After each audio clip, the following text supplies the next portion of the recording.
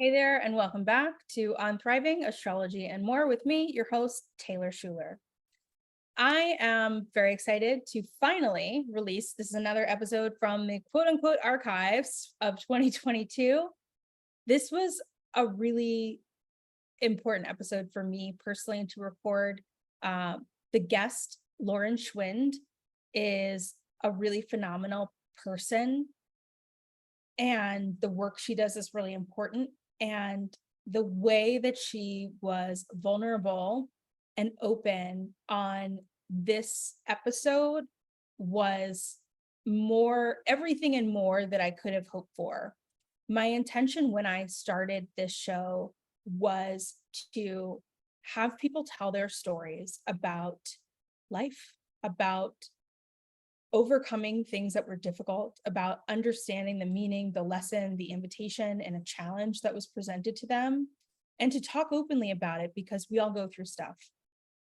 We all have hard times. We all struggle.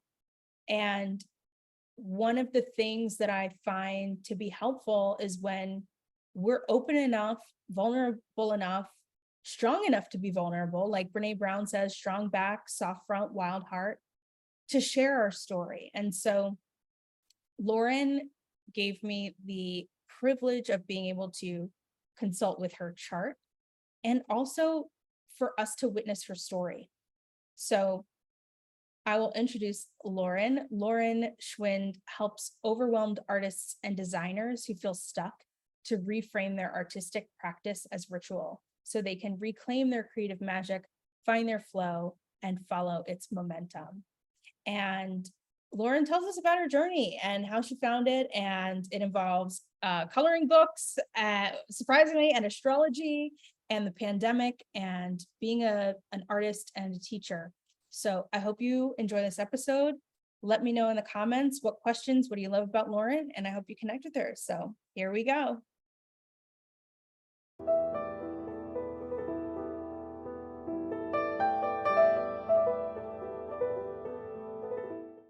Hi, welcome back. So we're here today with Lauren Schwind. I'm so happy to have her. Lauren is someone who helps overwhelmed artists and designers who feel stuck in order to reframe their artistic practice as ritual so that they can reclaim their creative magic, find their flow, and follow its momentum. So welcome, Lauren. Thank you so much for being here. Hi, thank you for having me. Yeah, so for those who don't already know you, tell us a little bit more about yourself. So I'm an intuitive artist and art ritual facilitator. I like to reframe art as ritual so that we can get more out of our creative gifts, get out of overwhelm, use it as a form of self-care, and just have a little bit more creative freedom without pressure. Yeah, that's awesome. I love it. You know, it's like how we are supposed to be naturally, how we live naturally. Intuition is just so natural, and so is creativity. So I think it's really beautiful how you have embodied that and made it part of your life and an offering for other people who are in need. So that's really cool. So one of the things that we talk about here is that we all go through stuff, right?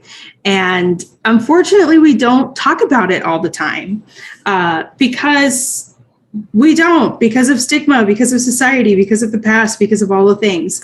And I really think that sharing our stories helps other people to learn, and it helps to normalize things that are completely natural for us to go through. And it helps other people to learn, right? And it helps us to learn and grow, because as we share, as we teach, we grow ourselves too. So have you gone through something that kind of has informed who you are today? That's sort of a transformative journey that maybe informs your practice? Yes. Actually, I think, well, as most of us had a really collective experience with the pandemic, I guess my answer to this is actually twofold. So part of what really helped inspired me was becoming an SEL and art teacher. I used to teach elementary school art.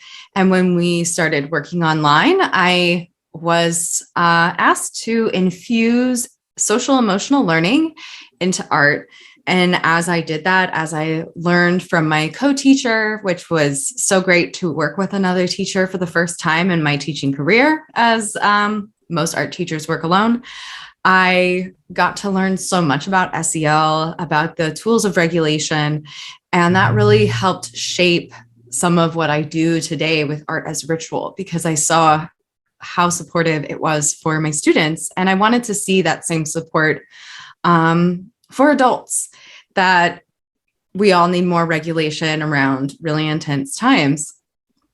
A side effect of teaching online was a lot of extra stress. And so that triggered a mental health crisis for myself, which I know I'm not alone with. As you stated, we need to talk about it. And I think a lot of us felt the pressure. I certainly had such a struggle in the beginning of my mental health crisis, finding help, just because so many people were looking for help. So resources were definitely strained. But my mental health crisis, I'm very lucky. I was able to get the help that I needed and take time off of work, which is a real privilege that I'm really thankful for. And through that, I learned a lot about how I had really internalized certain ideology that I know now to be toxic spirituality, how I was not alone in my feelings. My mother had an experience that was similar. So that it kind of allowed me to acknowledge that this mental health crisis was not necessarily just a me thing, but it is something that has been in my family. This is something that I don't need to be ashamed about. And from there, getting the help has really, and in using what I learned as an SEL teacher, I really try to create sacred creative space that allows people to nurture themselves, to take care of themselves, and make space for mistakes and allow that to be okay and feel good about it even. Wow. Thank you so much. I'm sorry for what you've been through, and I really thank you for sharing. It's important for others to hear, and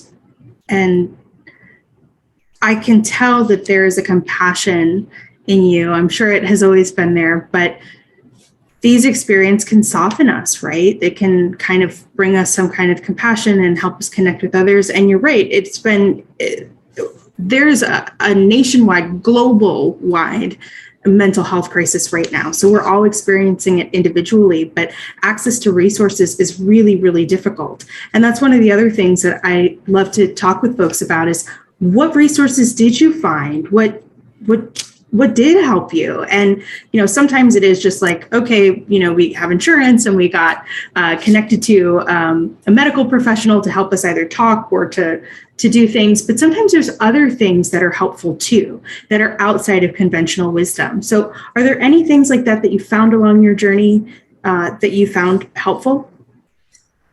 Well, it's really interesting because, in my healing journey, at least, I started with everything unconventional. I was going for hikes every day. I was super healthy eating, taking lots of plant medicine. And not to say that those things are invalid, because I think those things are great tools for so many people. But I eventually just ran into a wall. I found that they had their limitations to the point that it actually wasn't giving me the help that I needed. And so that really forced me to come to terms with okay, maybe I have some thoughts and feelings about Western medicine that have been internalized because of trauma. I would say I definitely have some therapy trauma, which is completely valid. I've talked to a lot of people that it can be very difficult getting the help you need, not just because of lack of resources, but because sometimes we have been harmed in this westernized system of just a capitalistic, okay, let's bring a patient, out a patient, in a patient, out a patient, and not really see the person.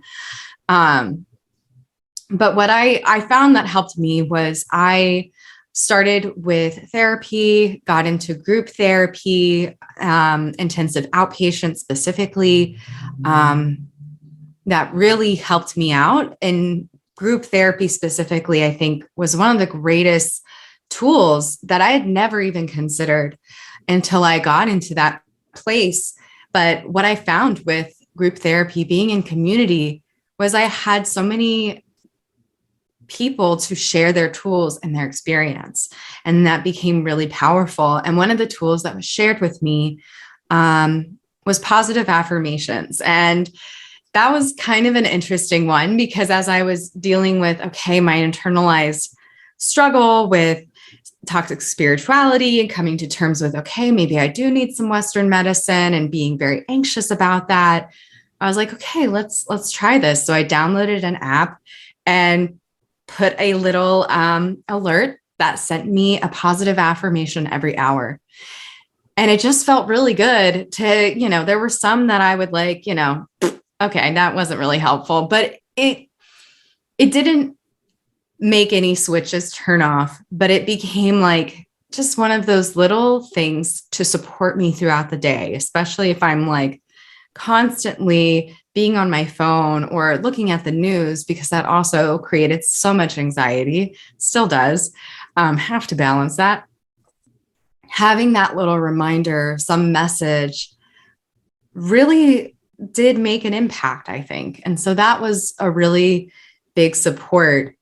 And also just having a really good support system. I think I'm very thankful for my now husband, who was very, I was able to tell him what was going on, and he just did everything to support. And again, I feel like that is such a blessing, because I've also been in relationships where my partner was not supportive.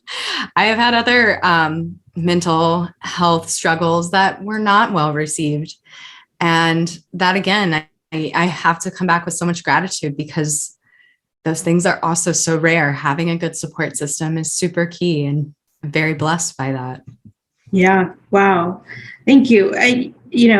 Having a community, I'm just looking at my notes, having community is so important. The positive affirmations, like everything you've said, I'm like, I've done it too. I've been there too. Yes. I did the thing, and the thing sometimes works and the thing sometimes doesn't work. And I think it's so important to have a balance of all of these things, because at the end of the day, I think it's really rare that we find a magic anything, a magic solution. It's really the right combination of many modalities that are going to help us at the right time. And it's not like throw the kitchen sink at everyone all at once all the time. But, you might need a little bit of this here and a little bit of that over there. And there is a balance between Western and unconventional or traditional, natural, whatever you want to call it, ways of doing things. And being in community, other people, really is so healing. And I'm also looking at your chart, and I can see some really beautiful stuff there from what you're saying. So, yeah. And so did any of that then lead you back to what you do now, which I think helps make the world a better place? So can you tell us a little bit about that? Yes, absolutely. So two things really happened for me. And I'm trying to think in what order, but I guess one thing that happened a few months, I would say 6 months into my recovery, I got really inspired. It felt like just, how in Greek mythology, they talk about the muses that just kind of like plop little thoughts in your head. It felt like either the muses or God, the universe, like all of a sudden, as I am still kind of like working with a psychiatrist, doing this work, reintegrating into my school and finishing out my teaching year, I suddenly got struck with an idea to make not a children's book, a adult coloring book for adults with mental illness. And it was a few things leading up that really supported that decision. One of which being I worked with an amazing astrologer named Brady Waller. who goes by the Mythic Landscape on Instagram. I got to illustrate planetary pause for them. And they had the great idea to sell their Kickstarter. One of the prizes for Kickstarter, or rewards rather, was a download. And so people were downloading the coloring book, the astrological book, and printing it out. And I saw some people on Instagram tag me. They were coloring in my drawings. And I just thought it was so cool, so magical. And so thinking about all of a sudden I'm in recovery, and it just hit me like, what if I use positive affirmations in my drawings to create a coloring book that helps support mental health and just makes adults feel a little better? Because one of my big journeys, what I was learning and what I was sharing with folks from teaching SEL, from teaching intuitive art, and really like putting those things together over the years, was that we can use art to help regulate our emotions. We can use art to help us get out of our heads. We can use art as a healing modality so that we're not just so focused on the ruminating thoughts or the anxiety that's living inside of us. And that's interesting, I think, because I've, as an artist, have felt a lot of anxiety making art over the years. And I graduated from college really lost, not feeling any connection to art. And I had to relearn my connection by working intuitively and no longer putting that pressure on myself.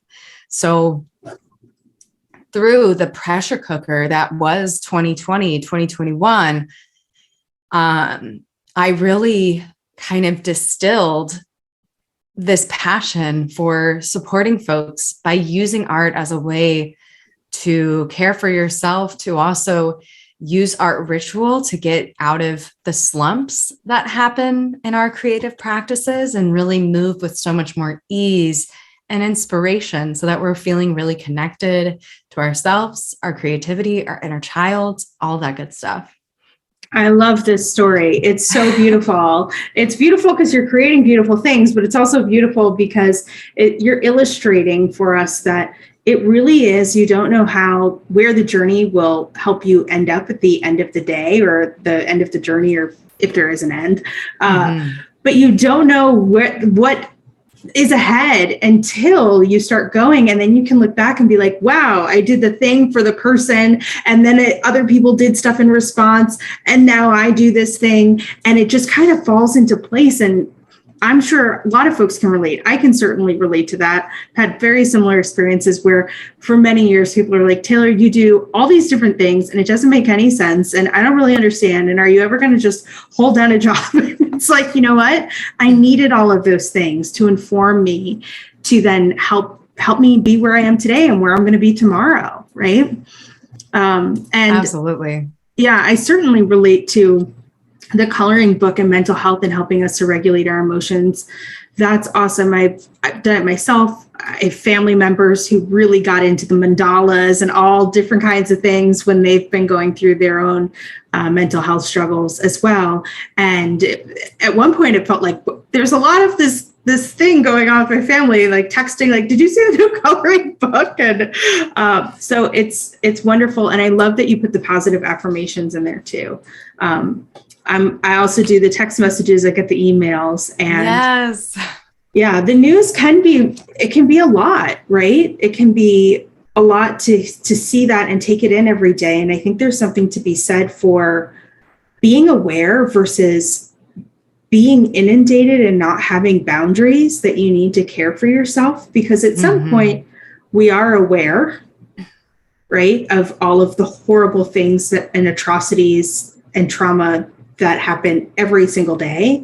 And at what point can we say, for our own sake and for our own well-being, we need to put some boundaries around that and not take it in, so that we can be well enough to live our lives as we deserve to. And, hopefully nothing ever happens to us or people we know, but also to help other people in their lives. Because if we're not well, if we don't put our own oxygen mask on, then how are we going to live our lives and then help other people, especially those in need? Absolutely. Yeah. So let's see, other things. Just I love the creative. I love the coloring book, the positive affirmations, and what you do to help people. So I think we probably can dive into your chart a little bit. So you said that you had a reading with an astrologer. So what was your knowledge of astrology, and what was that like? And was it helpful for you? Well, I've actually had my chart kind of read like 4 different times. And each time I feel like I learn more and more. The last reading being actually with Brady Waller. I saw that they were doing year ahead readings. I was like, this is the one, let's go. So I found that one to be really interesting. Because for the first time, it was full sign house instead of, what's the other one with the? Oh, there's a lot. So there's Placidus, there's whole sign, there's Placidus, there's Coke. I use Regiomontanus at the moment. But yeah, it was probably Placidus is what most folks are familiar with. Yes, I think that's what it was. So that was my first time using whole sign houses.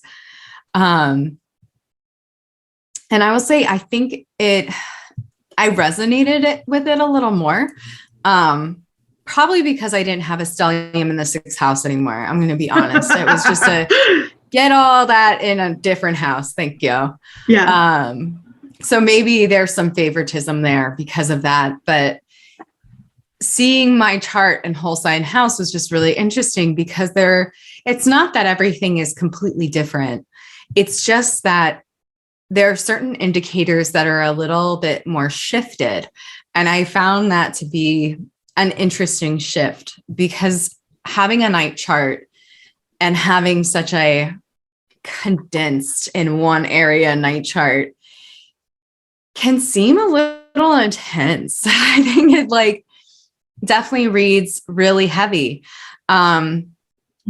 So every chart reading, I think, has been really supportive. I've never gone through a chart reading and been like, yeah, that wasn't right.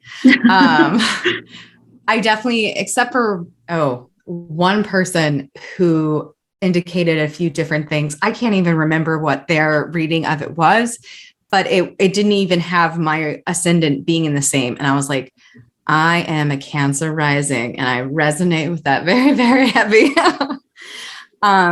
But it's always really like it almost is like putting it like Shrek, peeling layers of an onion. Every time someone else reads my chart, it's just like, wow, these are parts of myself that I know are there, but you're making me so much more aware of them in a way that I can orient myself or just bring more awareness to. Yes. Okay. So I will share your chart now, if that's okay with you. Thank you for those reflections.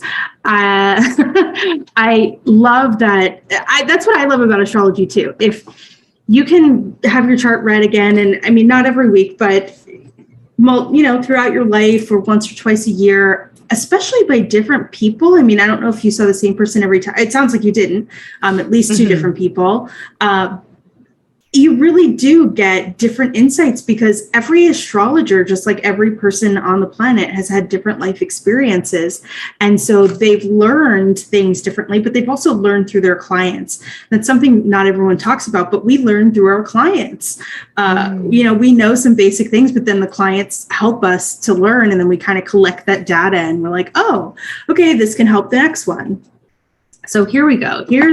Here's the chart that I have for you. Does the data look correct to you up in the top? It does. Part? Okay, perfect. And so what we see here is a 29-degree Cancer rising. Is that what you're familiar with? I believe so. It's been a while since I've seen this version of my chart. Yeah, so we're going to put it in whole sign too, so that you can see it in whole sign, because I think it'll be really cool to look at the differences, because this is what I do in my head. because I also have a 29-degree ascendant or rising sign.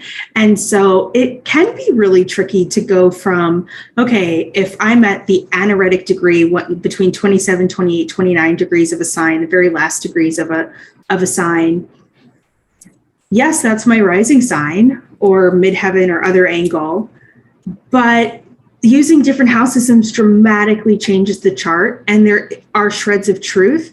Sometimes we might like them and sometimes we don't. And I have had strong reactions to my chart being in different systems, and it kind of just takes me a while to say, that's all right. Like, I can see the good in it, because I think that there is a lot of scary astrology. And when we don't know about astrology because it's already stigmatized, it's already been oppressed, we've already been alienated from that knowledge. When we don't know something, when we, are ignorant about something, we approach things with fear. Fear and ignorance go hand in hand. And then when someone says something scary, like don't go see the eclipse, or the sixth house is just bad stuff, or the 12th house is bad stuff, or the eighth house is bad stuff. It's like, how could that be? How could I live my whole life not knowing astrology and bad stuff didn't happen? Or maybe I look back and I see it did happen, but it's like, it's just not that black and white, is my point. It is a science and it is an art. Anyway, enough of my blathering on, waxing poetic about astrological theory and practice. So we see that you have a 29-degree Cancer rising. So that's your ascendant. And so you show up with this Cancerian energy. Cancers are very nurturing, very nourishing. They can kind of go with the flow. There's deep emotions there with Cancers too. And there's a lot going on the inside that's not showing on the surface all the time. And especially when we have someone who's a Capricorn who shows up, the sun in Capricorn, who shows up like, I got my stuff together and I'm going to take it one step at a time, and I'm professional, and I'm responsible, and I'm mature, and I might also have a really dry sense of humor, so you're going to think I'm hilarious. Or maybe you don't get it and it goes over your head. But there is this, like, I've got the structure, I've got what I need, and so how could there possibly be anything going on behind the surface? But there is. And so that brings a sense of caring and compassion and understanding for other people. Cancer is also sometimes really like tradition and can be nostalgic, or like antiques and things like that, because it is that maternal energy that kind of brings in from previous generations. And so sometimes with Cancers, you see like their house decorated with antiques or something like that. Not all the time, but that sometimes happens. So that's the appearance, that's the personality that shows up for the world. And we also see Jupiter in the first sign. Here it's in the 12th house, but it is in the first sign. And Jupiter loves being in Cancer. Jupiter is abundance and generosity. It is the greater benefic. It represents what kind of teacher or guru we can be, or that we gravitate towards. And having it in the first sign, or in whole sign houses in the first house, shows someone who's a great leader and a really great teacher. Oh, yay. I'm glad that worked out. And actually, I think there's something to be said when you merge the two house systems. When you have something that's in the first sign in the 12th house, I actually think it makes it even more powerful. The 12th house is where we find planets for people who are really strong, show up in the world in really strong ways. So, for example, presidents, many celebrities have more than one planet in the 12th house. The 12th house is one of those places where if you do scary astrology, you're going to say, oh, you're going to be bedridden and in the hospital and get sick, or have to go to rehab, or, something's going to happen. And I don't prescribe to that. It might be true. And it might very well not be true. I don't think our presidents have been in jail or imprisoned or any of those scary 12th house things for the most part, right? I don't recall any. They just go out and be famous and strong and powerful. And part of the reason for that is the 12th house represents a lot of different things. One of them is pregnancy, like what it was like for us to be in the womb. And I think we can extrapolate that to when we're out of the womb and alive, like what is our incubation? What is our growth period? What does the behind the scenes work look like that leads to our strengthening, to our empowerment, and to our growth that you can't see? You can't see the baby growing in the womb. I mean, we have ultrasounds, but you can't transparently see through a pregnant person's stomach and womb. Mm-hmm. You know, you don't know the growth that's going on behind the scenes there. And that's true once we exit the womb and we're out in the world on our own too. And so those planets have this really special signature. So Jupiter's happy in Cancer. Cancer's a beautiful sign, and you've got both the 12th house and the first house or first sign energy going on, which I think is a blessing, you know. And it's also hard for us to see, because if we think about astrology in terms of geometry, and the geometry is how we can see something. Can we see something easily, or do we see something with a little bit of difficulty? And we just think about like our eyes and where we can see, like, can we see this way? Like not so easy. It's a little irritating. We can see this way really well. This is like a trine aspect, but this thing that's like kind of behind our head, like we might be able to feel, like, you know, when someone's standing behind you, you can feel them, but you really can't see them. And so your Jupiter's in this place where it's like, it's kind of behind you and you can't see it. And so when folks have a planet that's in a place where people can't see, sometimes we just don't know how great we are. And those are, so I think a lot of people, like the people who don't know how great they are the people that are the most loved too, if you think about it. It's like, oh, well, they don't even know how great they are. And so because it brings this kind of humility of like, I just love them, they're great. But I think we need to learn from that, because we need to make sure that we're sharing with people what we love about them and reflecting to them who they are or how we see them, so that we can take that feedback ourselves and really own our own power and own who we are and how we show up in the world, and adjust when we need to, right? Mm-hmm. So I'll just pause there because I've been talking a lot. Does any of this resonate with you, or is it different from what you've heard before, or does it not work? No, I love this interpretation. I also love how you are really sticking up for the 6th and the 12th house, because they do get a bad rap. And that has been, sorry, I've got to let her out now real quick. No My worries. apologies. Go ahead. Oh my God.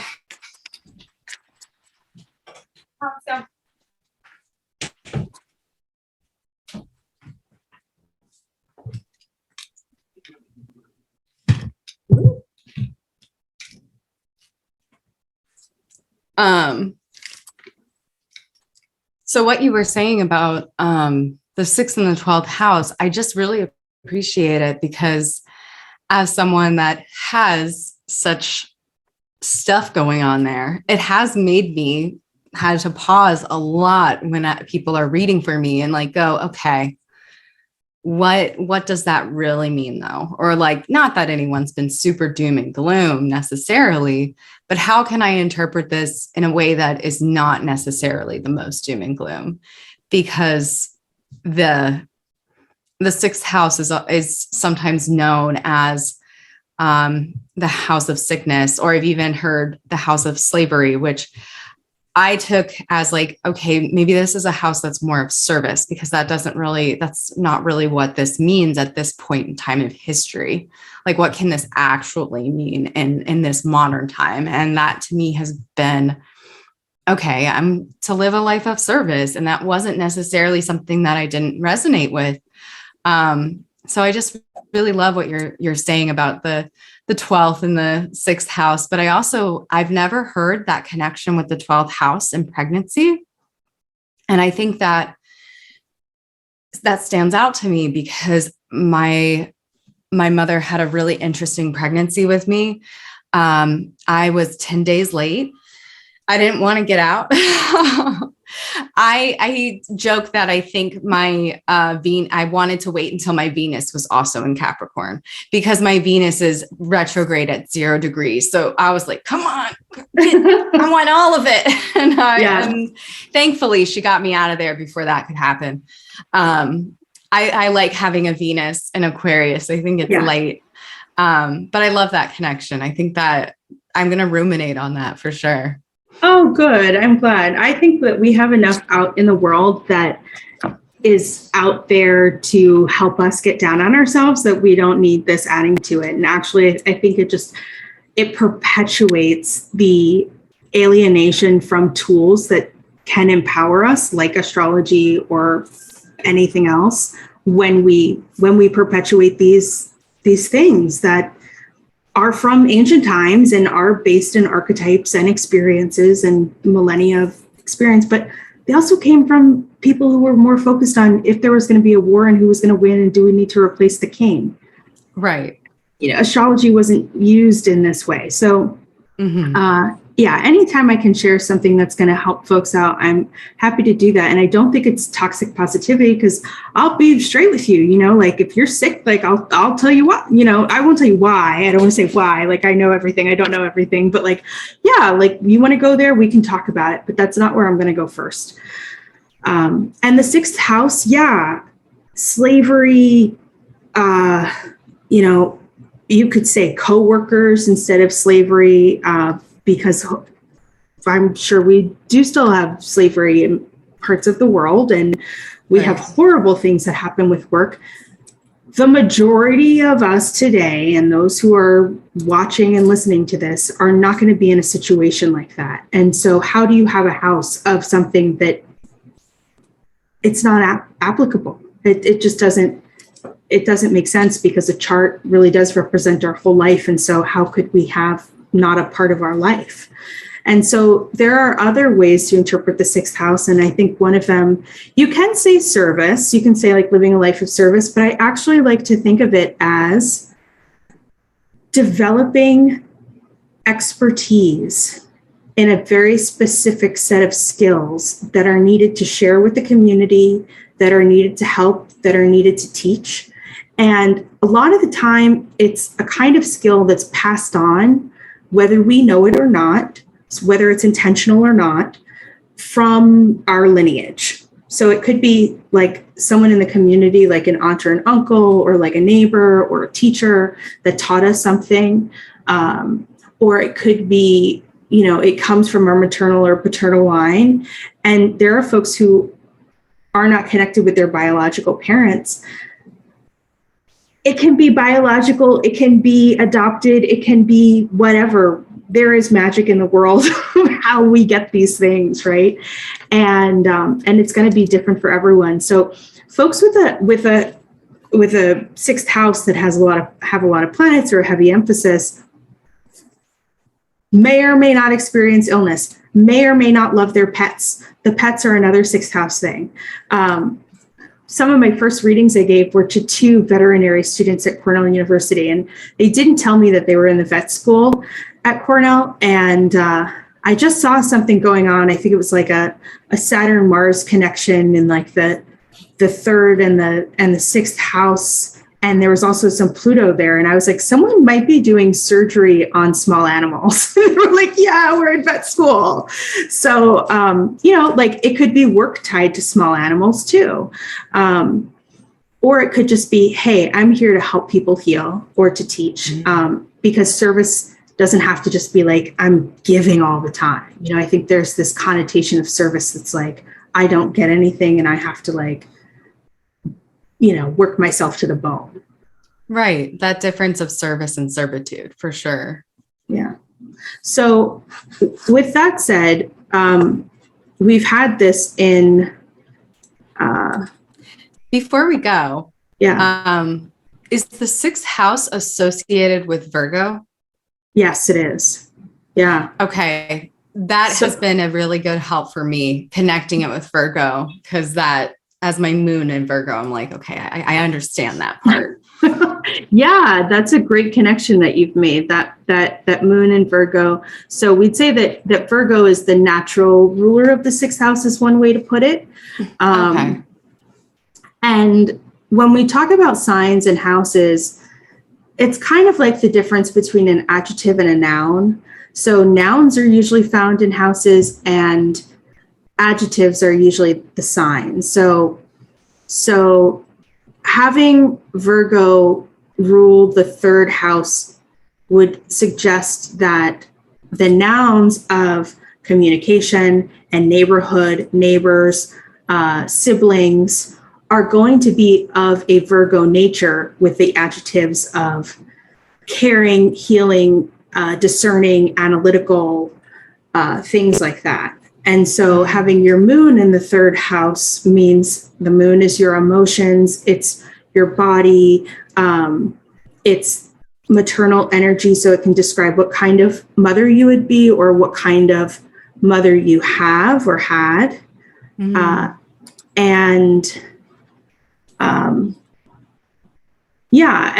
that there, or where we can find comfort, how we need to nourish and nurture ourselves. And so you might be someone who really needs to talk about their emotions, who needs to talk about their feelings. Or with someone else, they might be like, no, I don't talk about my feelings. I analyze them because I'm a Virgo. But I, when I'm with my siblings, I feel really comfortable. I feel at home, like I feel cared for. Or I have a sister who's a chef. Like it could be as simple as that. So I will, So was there anything else there with like the Virgo in the sixth house that you're reflecting on now?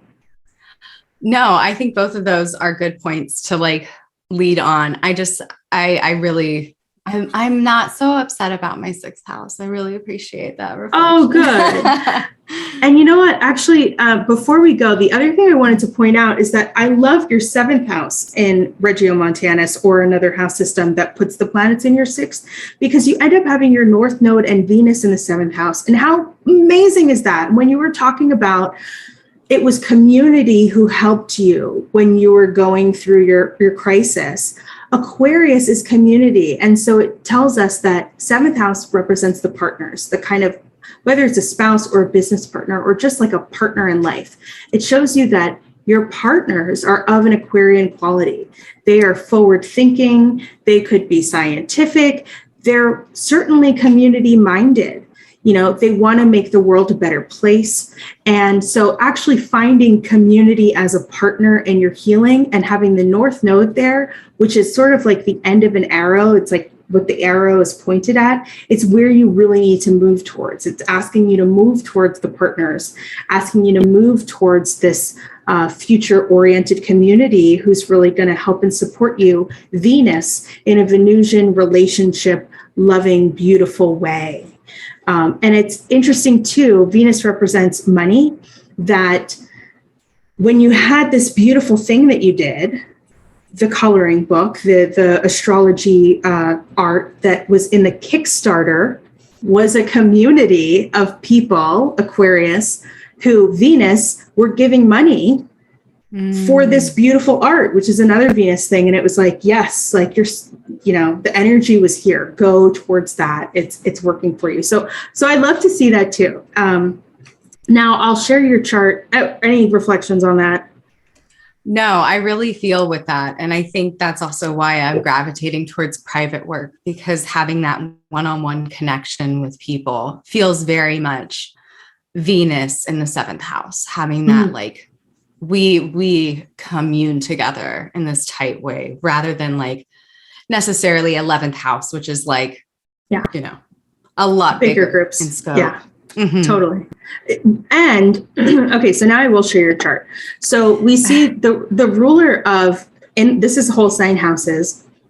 And so we see the ruler of the 11th house, which is the groups of people, sign of Taurus. The planet that rules Taurus is Venus.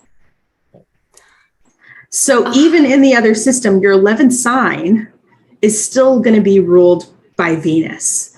And so there is this balance there between community and one-on-one work and partners. And I think that's awesome. And that's why I like to switch between house systems, because it tells a much more robust story than if you were to just look at one and not like it. Because the truth is, people are going to see us differently, right?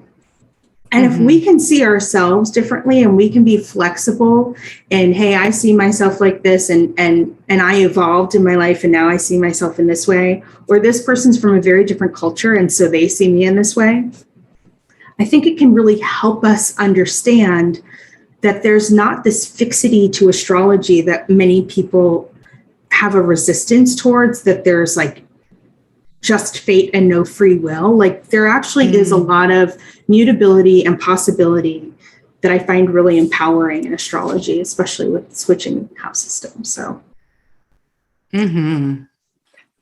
what else did I want to talk about with your chart? We talked about service. We talked about scary astrology. We talked about the 29-degree Cancer rising.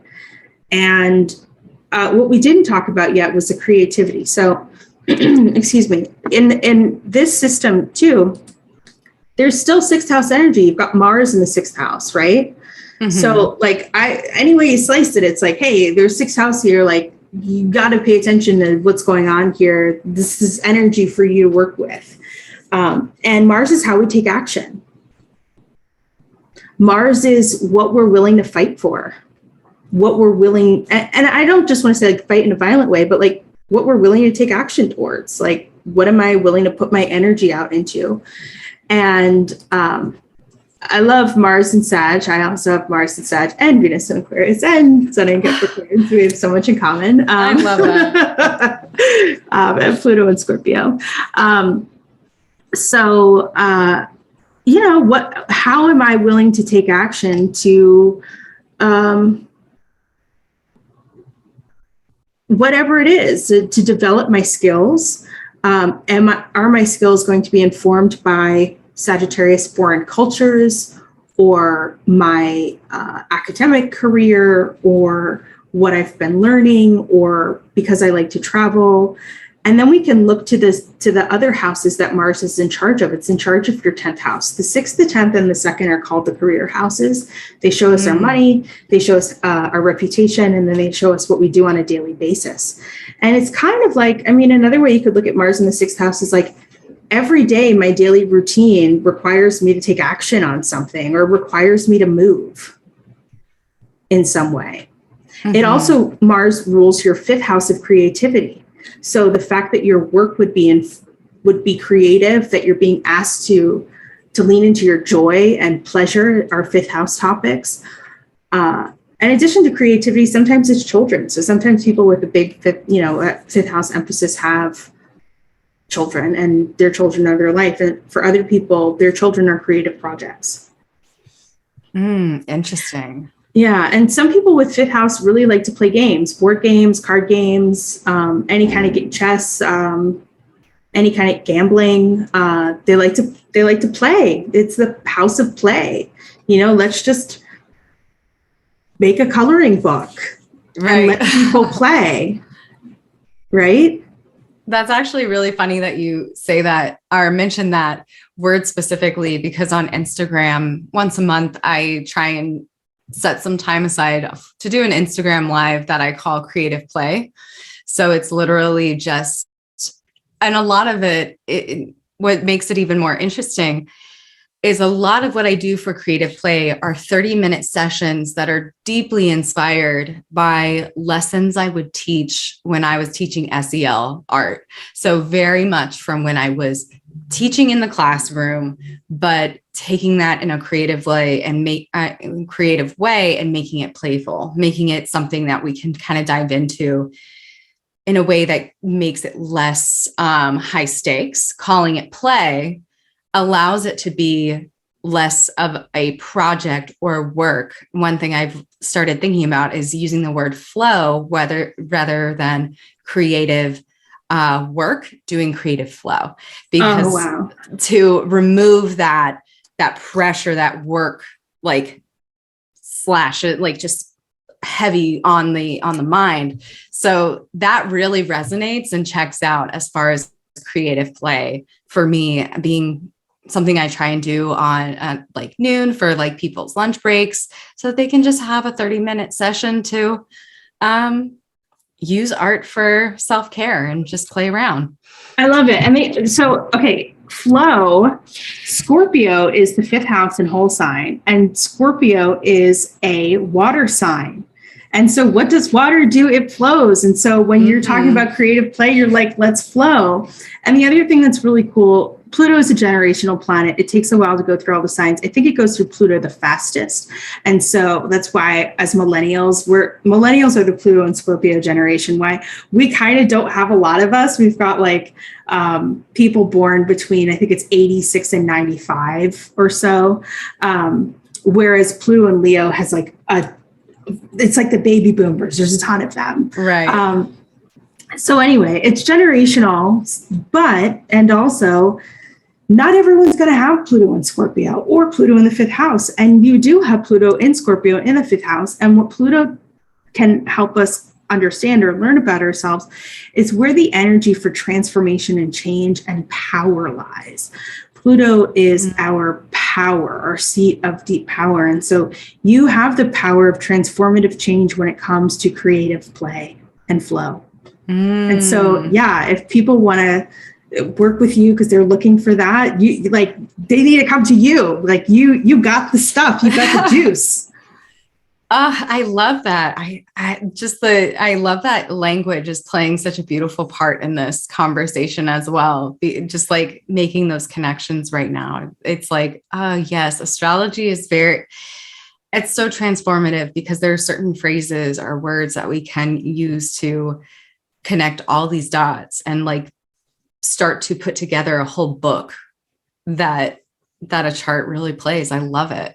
Yeah. And it's interesting because this echoes in the 8th house for you too, in whole sign, where we don't see the North Node and Venus in the 7th anymore in whole sign. We're going to see it in the 8th house. And the 8th house is where we do the transformative work.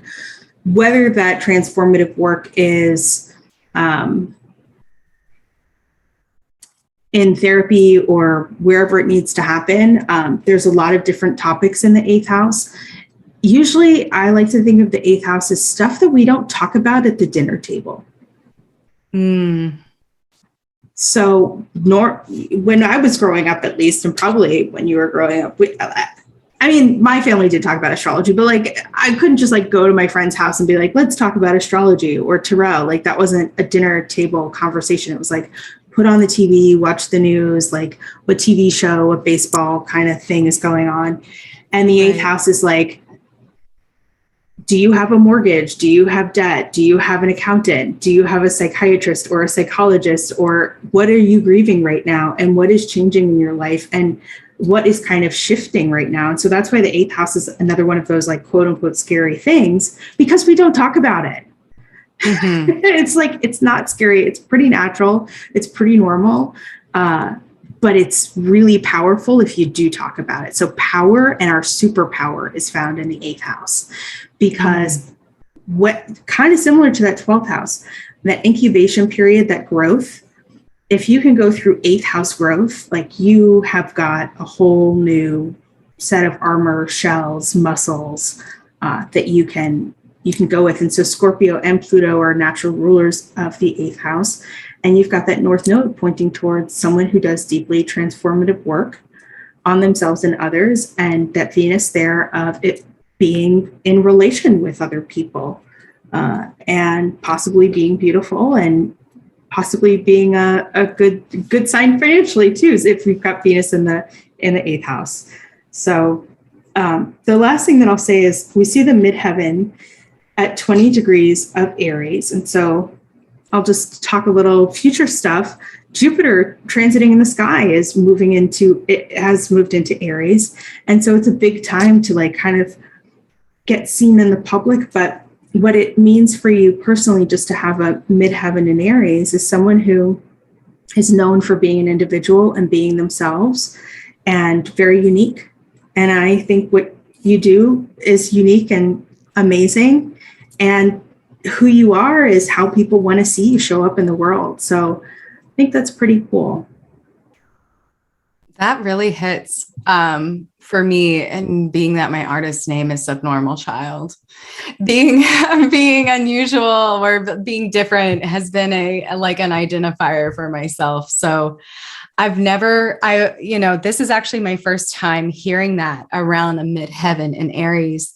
And it really makes a whole lot of sense as far as kind of being a weirdo growing up, also being super goth kid and the only goth in my friend group, just kind of having a very strong identity. So it just is like, okay, yes, midheaven, yes, Aries. Yeah, I love it.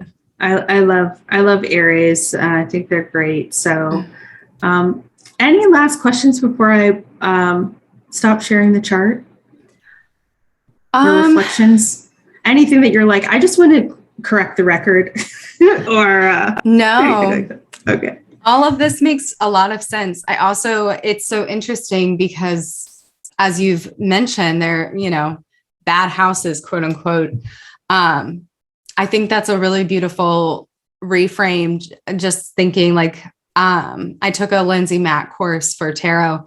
And so hearing, her breaking down that there are no good or bad cards in tarot, I'm like, yes, there are no good or bad houses. We can just embrace this with neutrality and come out with a lot more digging for the gold in this like space, instead of being like, well, it's too dark, I don't want to go in there. Absolutely. So I really appreciate that.